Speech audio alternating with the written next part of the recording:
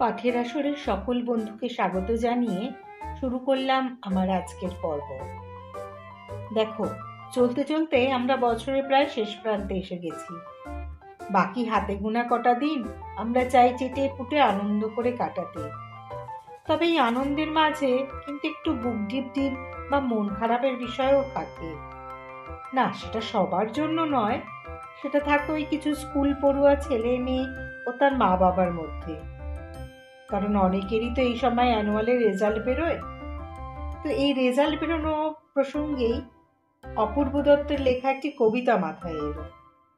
যদিও কবিতাটির উপজীব্য শুধু রেজাল্ট নয়, কবি আমাদের সামনে সমাজের এক সাংঘাতিক চিত্র তুলে ধরেছেন।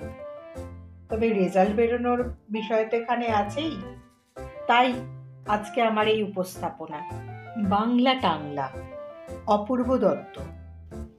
অ্যানুয়ালের রেজাল্ট হাতে বাড়ি ফিরল ছেলে। মা বলল, কোন পেপারে কত নাম্বার পেলে?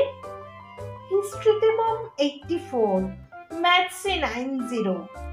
মা বলল, fantastic, just like a hero.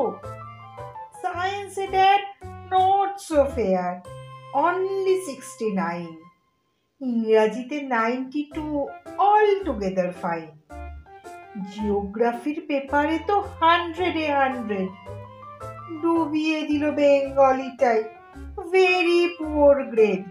ছেলের মাথায় হাত রেখে মা ঠোঁট বেঁকিয়ে বলে, নেভার মাইন্ড, বেঙ্গলিটা না শিখলেও চলে। বাবা বলল, বেশ বলেছ বঙ্গমাতার কন্যে, বাংলা টাংলা আমার মতো অশিক্ষিতের জন্যে।